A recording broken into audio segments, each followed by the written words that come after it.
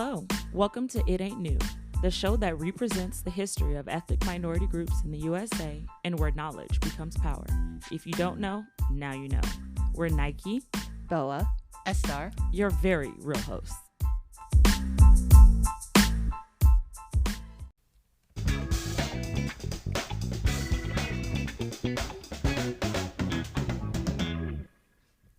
All right, so today we are talking about our lovely diversity and equity and inclusion aspect of life in corporate America.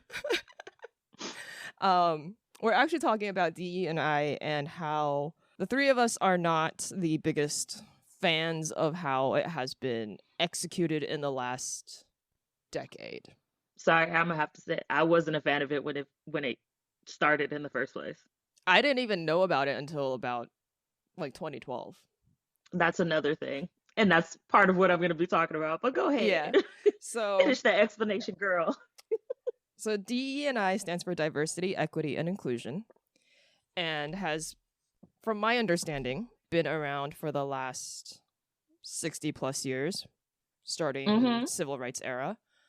And it mainly in modern day times has been done in a way that is, when you're in the workforce, we have programs to teach people what it means to be diverse and what equity means and what inclusion means.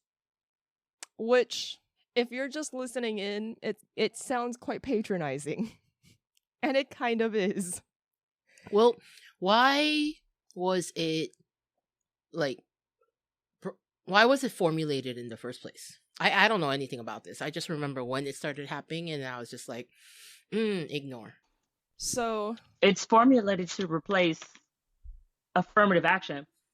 Yeah. Wait, affirmative action, like the college? So affirmative action actually goes for both education and professional jobs. Right. Oh. I didn't find that out until yesterday. That makes sense, but I didn't make that connection. Yeah, but this is why people don't know that affirmative action, even though it was meant, because the people who actually did it at the beginning, affirmative action was meant for those who were being excluded from these like top jobs, top education, all of that. That was why affirmative action started.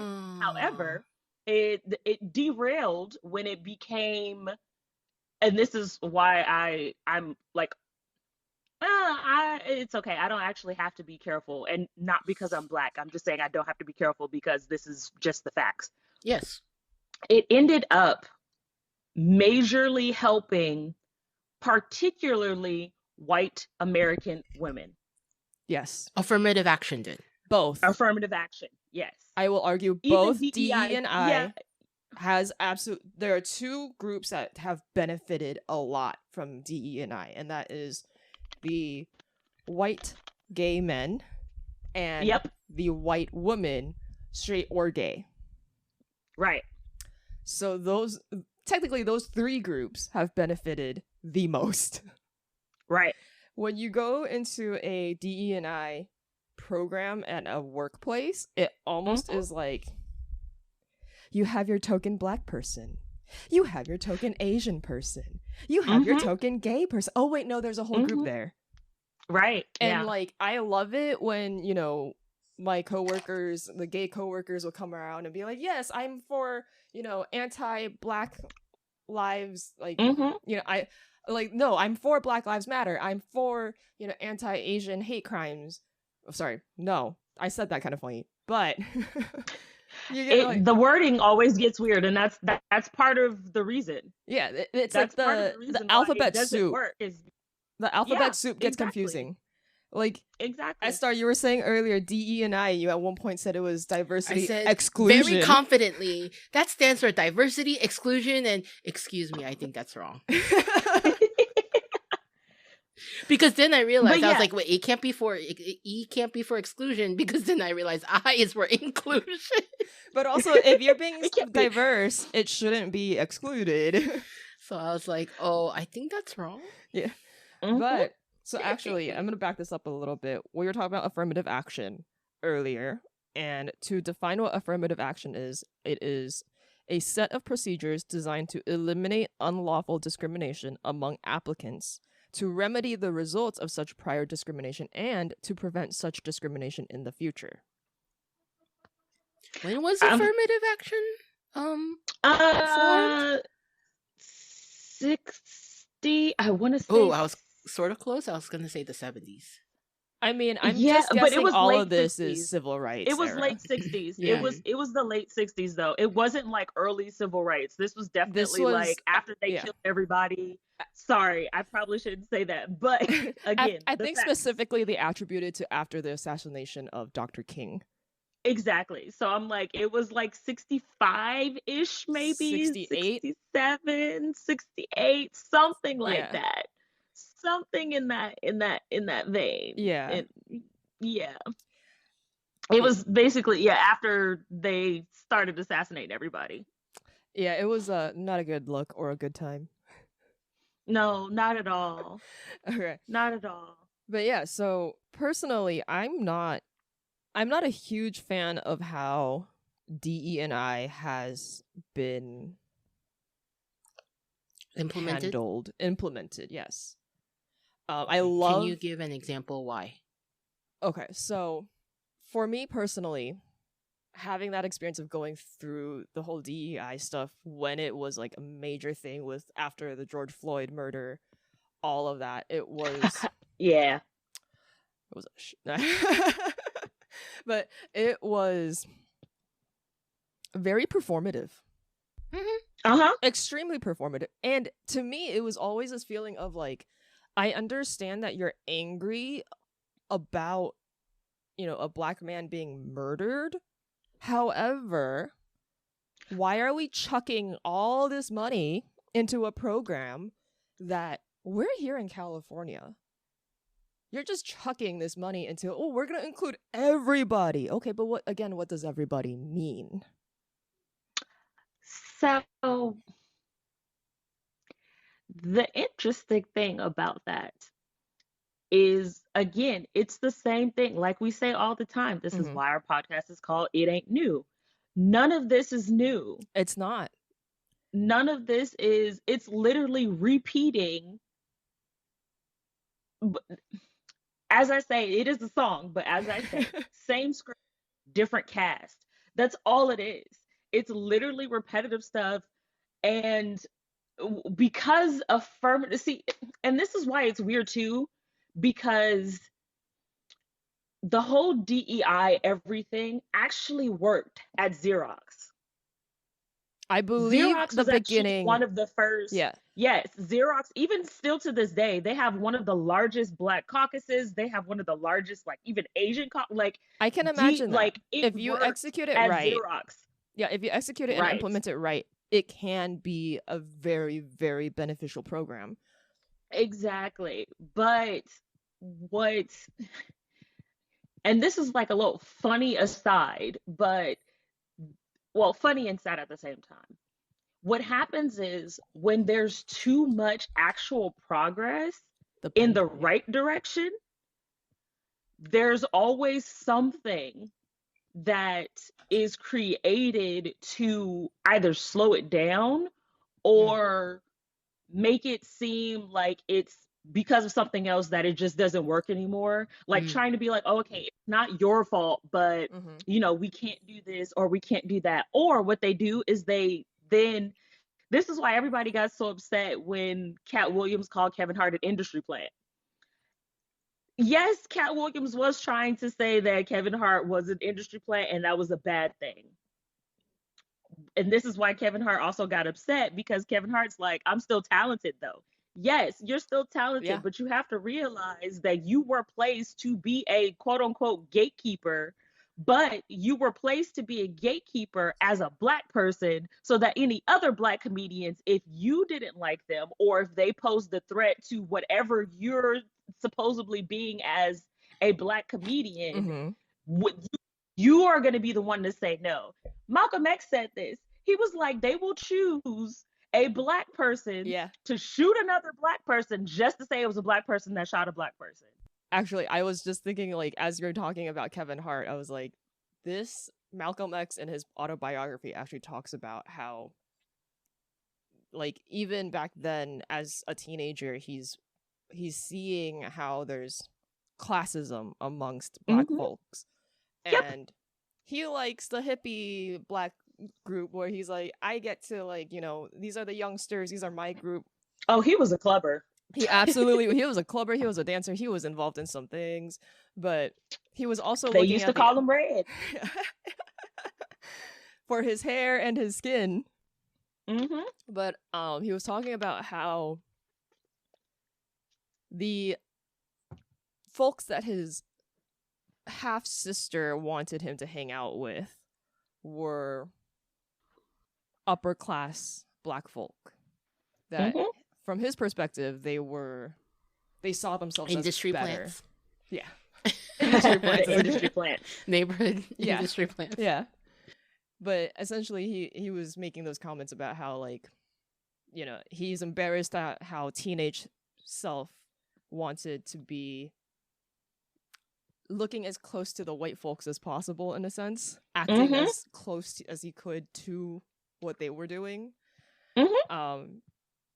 And I feel like if he was here, he would be pissed with the DE&I stuff as well. Oh, he absolutely would have. Yeah. To be honest, I think Dr. King would also be pissed at it. I don't think any of them would be happy with it. I don't think any of the civil rights nobody actors should be happy with it. Oh, absolutely not. Only white people are happy with it. Yeah. Because it gives them a pat on the back for especially a certain type of white liberal. It gives them a pat on the back. You did good. Saving. You did good today. You've got a black person working for you. You've got, or, which is interesting because I know a place, which is also a government affiliated place that had a gay Chinese man as the head of their DEI program. So they're like, we've checked off 2 boxes. We've got a gay man and he's Chinese. Yeah, that lasted all of maybe 6 months. Oh, wait. Not only that, hold on. He was gay, Chinese, and highly educated. Like literally from like Ivy League school. Right. Well, the thing is, like, a lot of times what happens, right, is they make that hire. It gets covered by news, or at least gets covered on LinkedIn. Or it gets the money. And then everything that this person suggests to implement, they're like, not going to do it, not going to do it, not going to do it. We're not going to back it. Right. We're not going to put the money towards it. You know, we really can't do that right That's now. That's not in line with what the company is looking to do. Right. And then it's like, oh, but, you know, when Lunar New Year comes around, let's put up all the red decorations. And then a ton of dragons when only this year. Right. Or and maybe a 1 year before it's actually been Year of the Dragon. Yep. But you always got to have a dragon. But hey, like, we can't, you know, do anything else. We can't talk about, you know, oh, but let's talk about Chinese New Year because it's so cool. We don't do this stuff. But then, like, let's not talk about how there is the preference for, you know, oh, hey, when we're doing our equity hires, our inclusion stuff, we want East Asian women, but we don't want to include the Southeast Asians or the South Asians as much. And then, hey, oh, but we're doing that, but we're not including black folks either.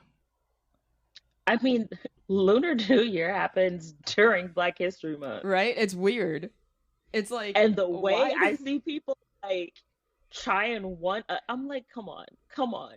What about Black and Asians? Right? This is just our time. Why are y'all acting like it's not our time? Like, what happens to all the Blasian kids who actually have, like, Chinese parents?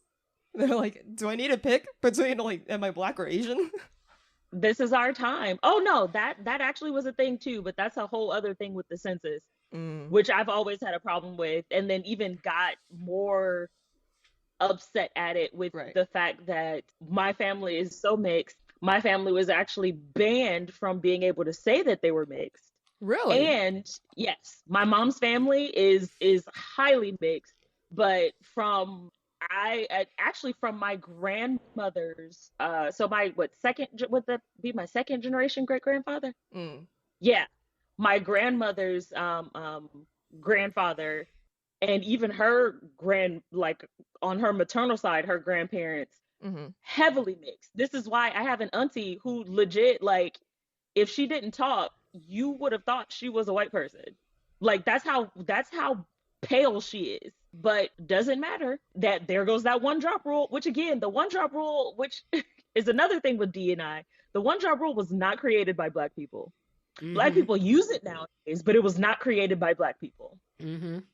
I actually really like it when people who are of mixed backgrounds, they're like, I'm 100% Black, I'm 100% Asian, I'm 100% this other whatever other culture.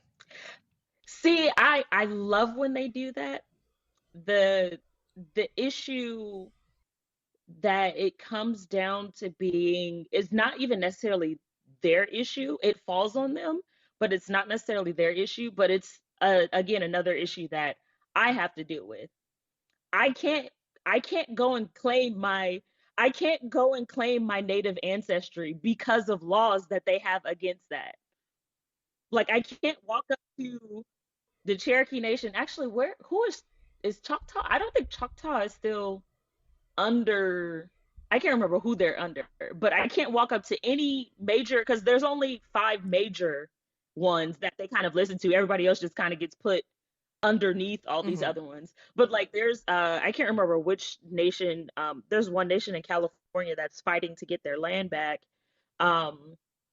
They're in like more northern California, but I know that's where some of my folks are. So we might have some of them in our family, but I can't like walk up to that nation and be like, yo, like I'm a member of this tribe. Yeah, like I literally am a member of this tribe. Like my blood is literally a part of this tribe. But they will one look at me and be like, you don't know the culture or the language. Right. Right. But how is that my fault? Right. That's where it gets to the problem. It's like, how is that my fault? Did you ever ask me if I wanted to learn? Did you even keep up with the actual language? Like, let's be real. Most of the native languages are gone because y'all did not keep up with them. So how is that my fault that I don't speak it? Right. And again, if me trying to reclaim that poses a threat because now you're not getting, I would be getting money from them through the American government. Right. But nah. And crazy enough, most of the or a lot of the indigenous tribes in California are essentially going, well, they're all Hispanic because they're Mexican. And I'm like, not all of the tribes are Mexican. Yes, there are some, but guess what? I got a Mexican great grandma. I don't know, like, what does that have to do with? But you're still not going to let me claim it because apparently I'm Black, so I shouldn't have to claim it. And so they kind of push into this whole slavery thing. And I'm like, I don't think there has been one slave on my dad's side of the family, except for maybe my dad's maternal side of the family. But on my dad's paternal side, they only recently, quote unquote, became Black. Everybody else past like my great grandfather is white. So what are you talking about became slaves?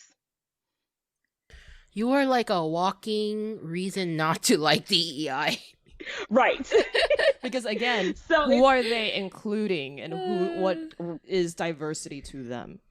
And who's defining this? And because inclusion is right there. So why in the name of diversity is any part of your ancestry being excluded? I think ultimately it comes down to money and where the funding goes. It's true. Yeah. And I love it because your computer, Estar's computer, literally has a sticker that says "people over profit," and right now DE&I is placing profit over people. It's a lot of profit. You're right. So, of course, it's a lot of profit in saying that. It makes people look good to say this. I think it makes people. It's a multi-billion-dollar industry. I think. Of course, it is. But like, this is where DE&I just. I mean, yes. When we're talking about it right now, we're talking about our personal stories and how, like, personally, it has not really been beneficial to us or how effective. effective, implemented. right? But also like, it's one of those things that's like, you're chucking how much money on this thing, and then you're then abandoning it when you're like, oh, it doesn't work. And it's like, thank you. Yeah, of course it doesn't work, because one, we haven't figured out how to make it work. And two, the ones that do know how to make it work, they don't get listened to.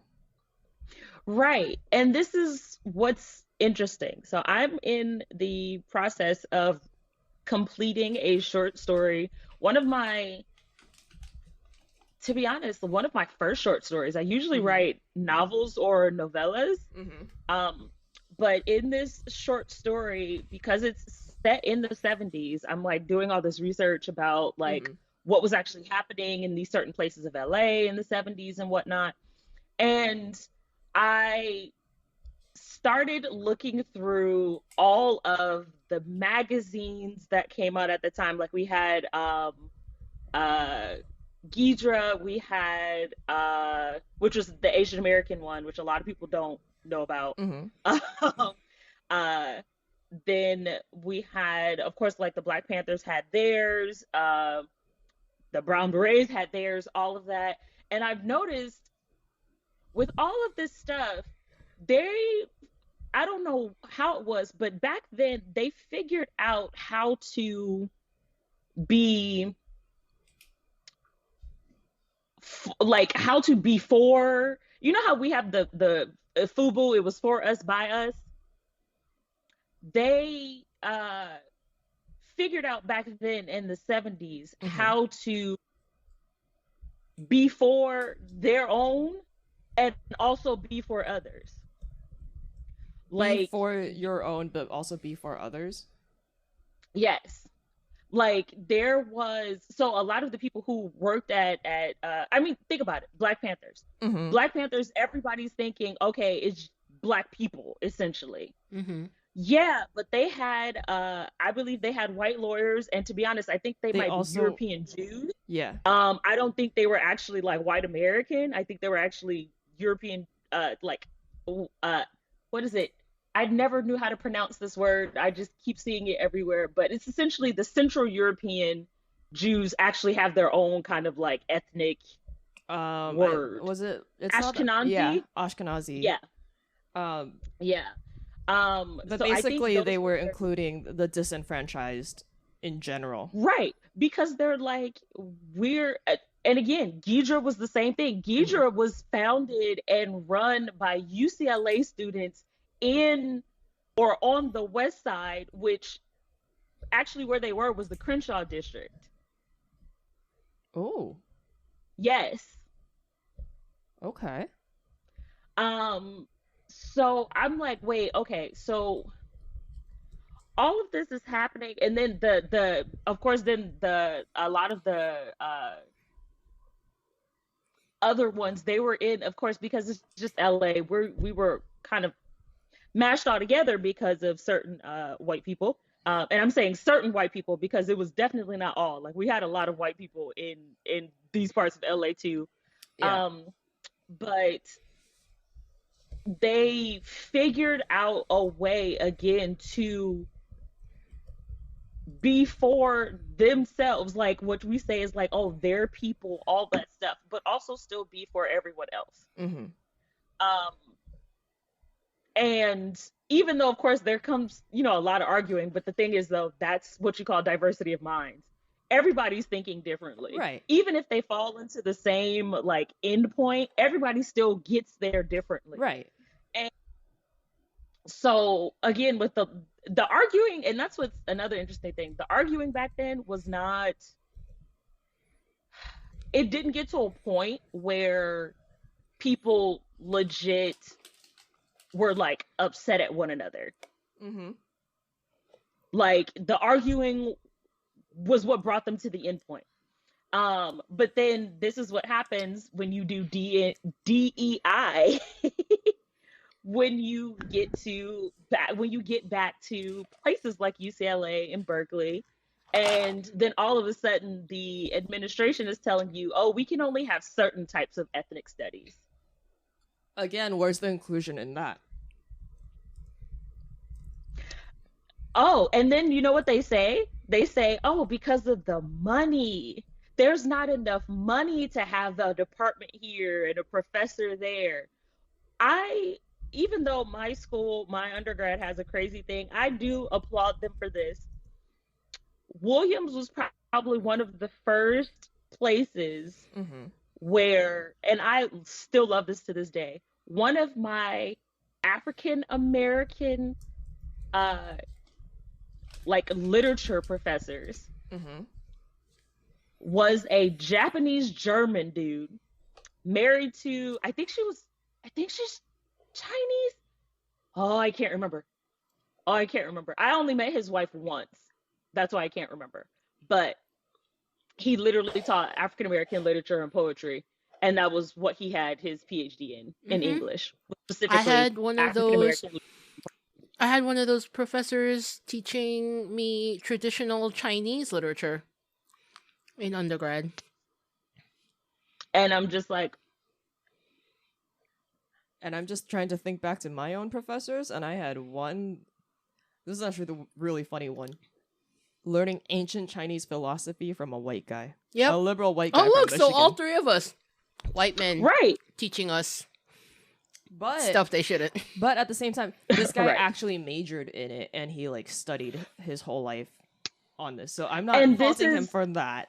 right. But this is what I'm saying. I'm like, this is something that I keep going back and I'm seeing, and of course, like unpeeling the layers of history, because I think we have a cultural history, and by cultural history, I mean we have something that we have either been told multiple times, or it's kind of become this idea of what is our actual history. And then when you go deeper, you're like, oh, that's not really it. Like something that people don't know about Rosa Parks. I mean, we were talking about them not too long ago.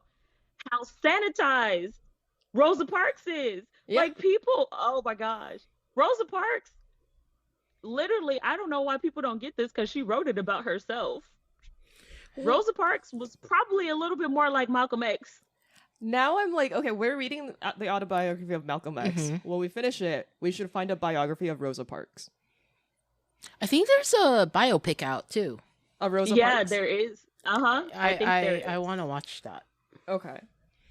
I'll put it down and see if there's...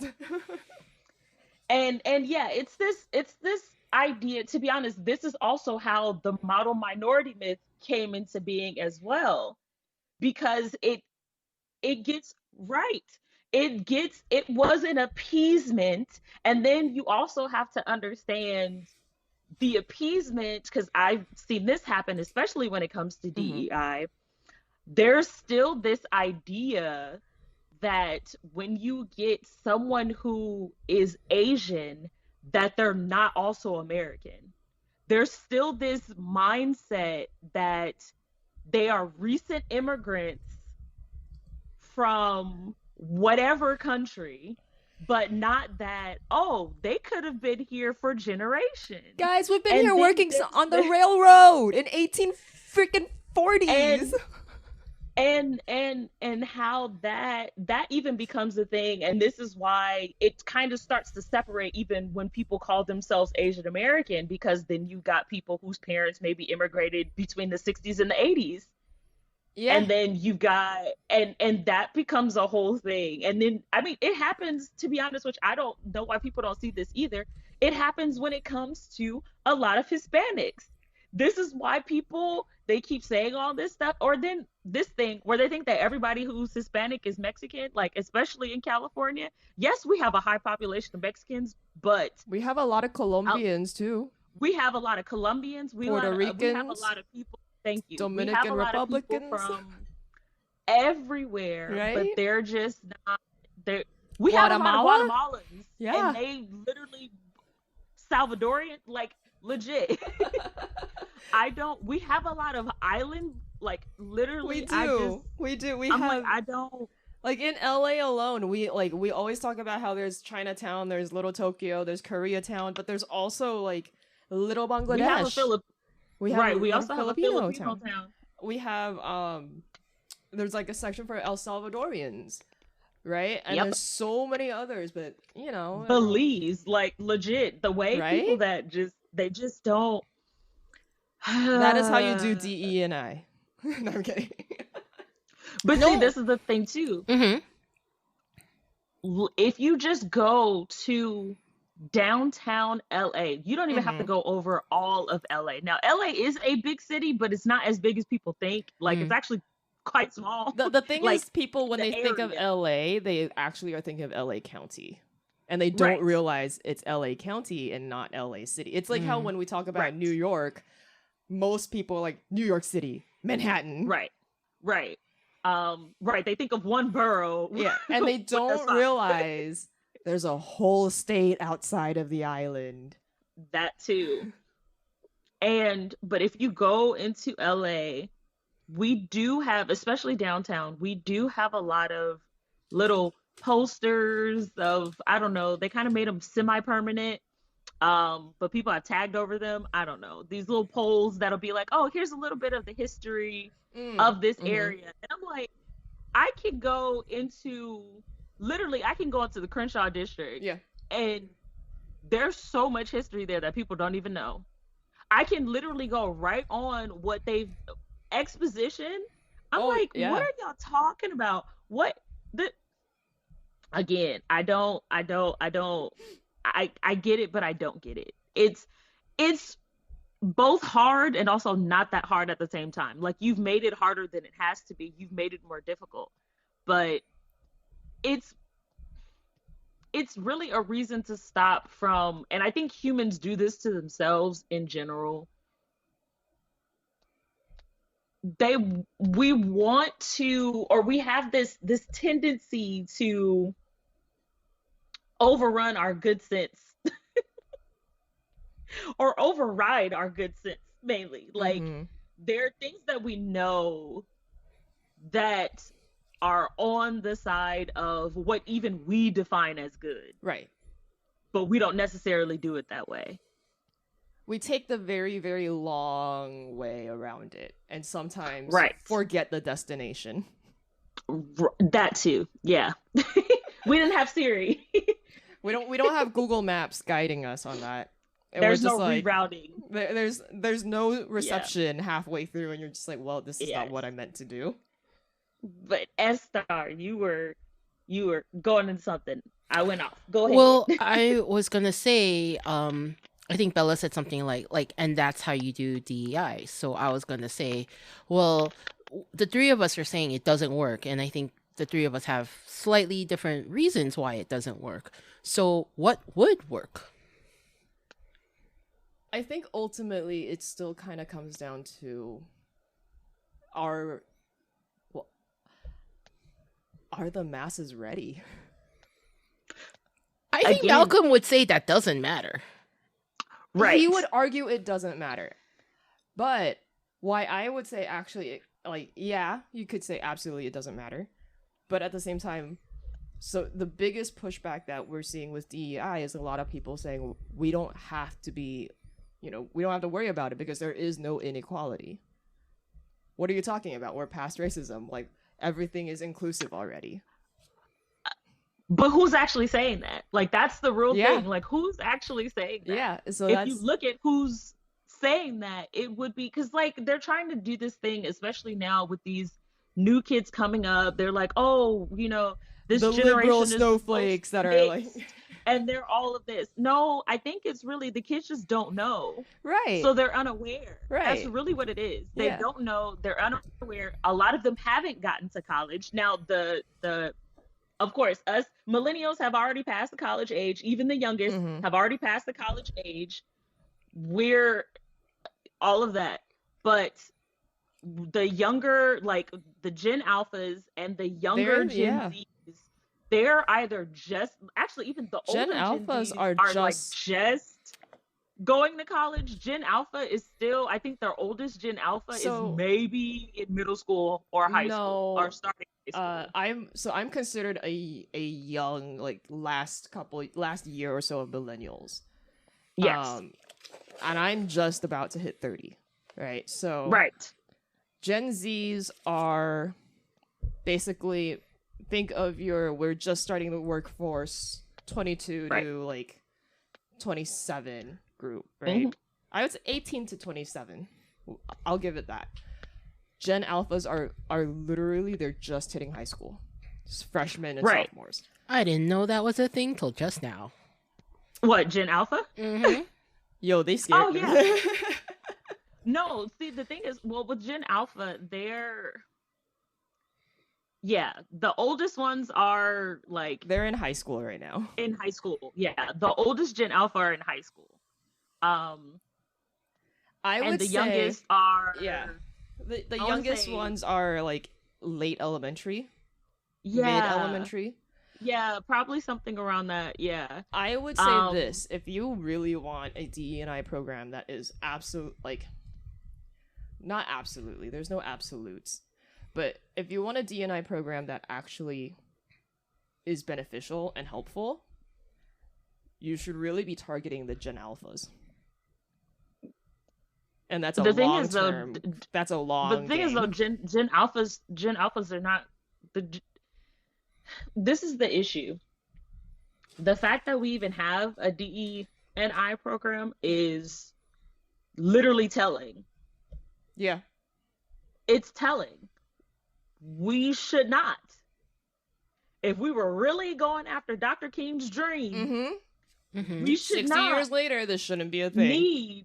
Thank you. Like that shouldn't even be on the. What is this for? Like we could be using that money for homelessness. We could be using that money for mental health. We could be using that money for everything else. We could be using that money for housing in general. Like it's like what I was saying before, though. Why are Koreans so hard on marijuana? It's because that's a problem they think they can solve as opposed to other stuff. Yeah. So DEI seems solvable as opposed to homelessness or, other things. That I could see, but I can also see it as, like I said before, it's basically an appeasement tactic. They're trying to appease essentially everybody else. Like they're trying to appease us when it's like this. No one, it's basically what's happening, how I feel about a lot of movies and TV shows that are coming out. No one asked for this. This was not what we were saying. This was like, again, I think it was last year. Actually, it was this year. Let me rephrase that. 2024 this year or 2023? 2024 this year. I want to say a couple weeks ago because Black History Month, we're still in the middle of it. Right. I had questions at the beginning. One, when did we start calling it African American History Month? Like, I've never heard it called that. Oh yeah, I have never heard that. They use it especially in the corporate world. Ooh, because really? Yes, you know what? But African American doesn't mean black. Thank you. I can see why they're doing that, and like I have to turn my corporate brain on for that. Right. It's politically correct to say African American. But the thing is, though, African American, it doesn't mean black. But thank you. It is, and again, white liberal. But confession though, I used to think that because you're told that, right? But that's corporate. Actually, I learned from Nyke that African American does not mean black. Yeah. No, and Black Americans are not African Americans. Yeah. No. But again, we learned from Nyke. Right. But corporate America, speak is different. It is not Nyke speak. Just like again. So are we saying we should be spending DEI money on hiring Nyke? I would say Nyke. Yes, why not? Yeah, yes. You have. Okay. I think I would say put that out there, manifesting. Yes. And then I could definitely be like, hey guys, listen to what we're talking about here. Right. Okay. So it goes, but Black does include African and African American. So this is what people don't and African are not Latin. Getting. Right. This is what people are not getting. I really want to go, like, the one term that I actually want to use is actually Afro-American for those who are not or who do not have immigration necessarily in their family. Okay. Because and then Afro-American. Right. It's Afro-American. Yes. No, just Afro-American. Afro-American. Like literally one just one no word. no dash in the Yes. middle. Afro-American. No, Got it. no, it's just one word. I'm gonna make sure I And put that in the clip that we play and be like, hey, it's and I'm gonna throw a it's video by- on there and be like, this is how I it's spelled out. it's from James Weldon Johnson, who actually wrote the Black national anthem that people started calling it that, which Oh, I heard it was about never that. this. Yes, James Weldon Johnson. He was the one who came up with that.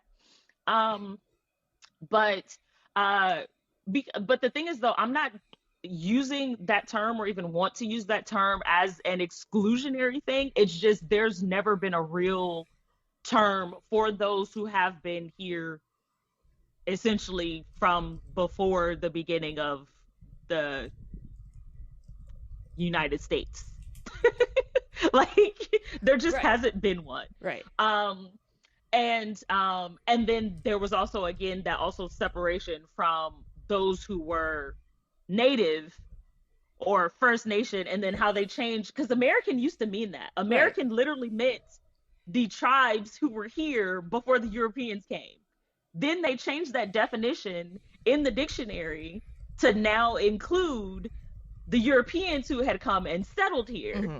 That's why American is such a weird term in the first place. But anywho, getting off track. So February, I was like, when did we start calling it African American History Month? Okay, because a lot of the people that we include in Black history are not.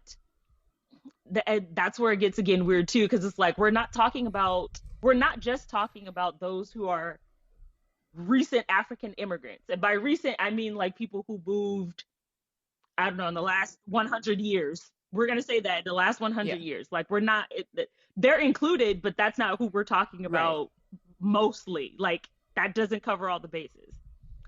Black tends to cover all the bases, even if people don't necessarily want to call themselves Black, because they're like, oh, it's a color. It's always bad. It's always this. Just letting you know now, Black folks have been trying to reclaim words, because first of all, English is not our first language. I don't know why people don't like that's a whole other conversation. But like I said, Black tends to include everything that would fall under this category. So it's truly inclusive. African American is not inclusive. No. African American. No, not at all. Yeah. Because if there's one thing you take away from this podcast, African American is not inclusive of everybody. Right. There it is. Your cheat sheet. Unlike how Asian American was created to include all of the Asian continent. And thereby erasing all Asians. No, people took that. But when Asian American was the thing, this is what I'm saying. This is the same thing that happens with DEI. You created DEI because, again, it was not us who created it. Mm-hmm. They created DEI to be like, hey, this is how we're going to, quote unquote, include everyone, blah, blah, blah. But then you get people that are actually working towards it, trying to get it done. And then you're like, all of a sudden, oh, there's no money in it for that. There's no this. Wait, you mean the billions of dollars you've already, it's just like the billions of dollars you literally hired. Thank you. You mean the billions of dollars you've already poured into this, but there's no money for it? There's no money for again, if it's Black History Month, you mean there's no money for courses on festival? Actual Black history? Random question. Sure. You know how in the past couple years there have been all of these people who were outed for like white people claiming that they were something else and then being invited to like DEI, like speak on DEI things, and then you find out that like they're not who they said they were. They're right? like 5% right? of whatever. Mm-hmm. Or sometimes not even. Yeah. Sometimes not even. They just want to phenotypically look right? that way. You think any of them had to repay those like consulting fees? Nope. Or it's fees? the same Because thing I'm just like, wait. No. It's the same thing that happens with police. A lot of times what happens is they may even go to court. Maybe sometimes they, hopefully, if it really was something that was criminal, they get a criminal charge. Right. But they always get a lesser charge. And then for the most part, what actually happens is they get suspended, but they don't get suspended without pay. So they still get paid. They basically get a free vacation for something that they did wrong, and they still get paid. That's essentially what's been happening with all these people that Right. all this stuff. And this is crazy. I'll say it on here. Okay. When Rachel Dolezal, however she wanted to pronounce her last name, that's not really her name at all. Her name is familiar. Yeah, you know her because she was the girl. She was the one pretended that she was black. Yes, who was pretending that she was. She actually, what was interesting is that she was pretending that she was mixed. Actually, she was pretending that she had a white mother and a black father. Right. And then claimed essentially that black ancestry, and then she was the leader of the NAACP. Yeah, she was like the director or president or something of the NAACP somewhere in kind of northern Washington. Yeah, like that part of the world, right? With her story, I can see why she would essentially claim this. It was technically a protective measure for her family.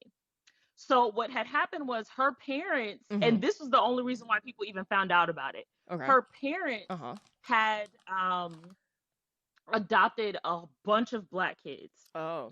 But they were not teaching any of these black kids anything about black history. And in fact, it sounded from some of the stuff, it sounded like they were also quite abusive. And this was coming from the black kids that they adopted, not necessarily just Rachel.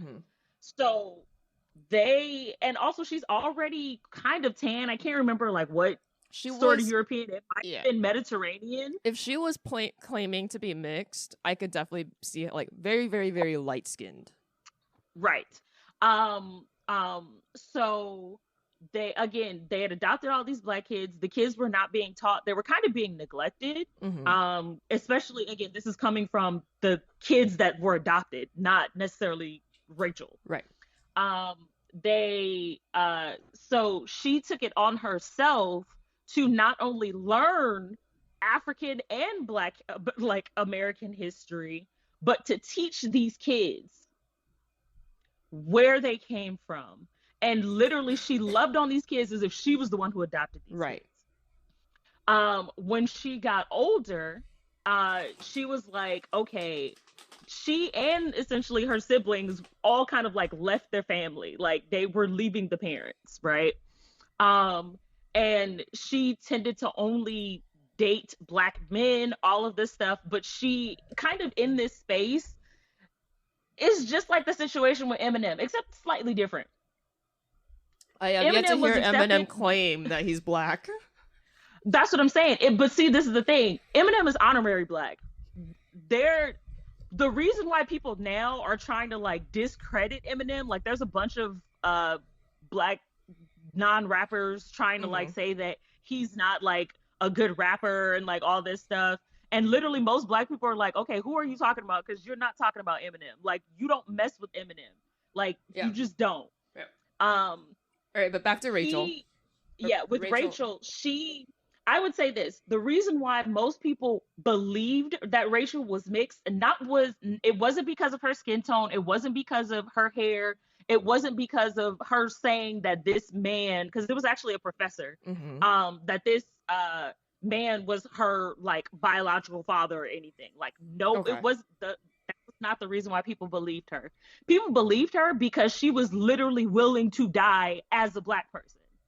Like a lot of the stuff that she did was like, yo, I know black people who wouldn't be doing that. See, I appreciate learning that, you know, she was willing to educate herself on a culture that really wasn't hers, for the sake of making sure that her adopted siblings, her siblings really, were able to learn about them, to learn about what, you know, their history was and their culture. I think the part that I keep balking at is like, even as much as you learn about another culture, you should never be saying, I am a person of that culture. Right. But this is the thing. You can, and I already know this, you can essentially acculturate yourself right to a culture that is maybe not the one that you grew up in. Right. or maybe not the one that you were born into, rather, because you can grow up another. Again, this is why Black people rock with Eminem, Right. But because the main difference is he has not come out and actually claimed he's not Black. He's not gonna come out and say that he's Black. He's like, I know I'm not Black, but Like, if you're gonna call me a brother, then I'm going to willingly accept it. Right. But the culture that comes out of him is particularly Black and poor. Yeah. That's the culture that comes out of him. This is also why a lot of Black people ride with him. However, like you said, he is not going to claim that that is a part of his ethnic culture. Right. That's a part of the culture he grew up in and the part of the culture that he adores, but he's not going to claim that he is Black American. I literally had this conversation last night with my my Lyft driver. He's Filipino, that's funny. From the Bay Area, grew up with a bunch of poor Black kids, and he's like, yeah. I can, rock. You know, right. I rock with my hood Asians, just like I rock with my country Asians. Like And people, like, his own folks sometimes are like, how do you code switch between that? He's like, I grew up with the Black kids on the block going to school in Oakland. Thank you. I know that. Thank you. And right. Like, so that was just funny because I literally last night was having this conversation. That's funny. But the thing, and that's the issue that comes with Rachel Dolezal. You decided that you were somehow a sister, not somebody else say. Right, exactly. And that's where the issue comes. And she does not see that. Thank you all for listening to It Ain't New, where if you don't know, now you know. We're Nyke, Bella, Estar. Please show us some love on Spotify by leaving us a rating or a review, and join our Patreon so we can grow and continue to give you all wonderful content.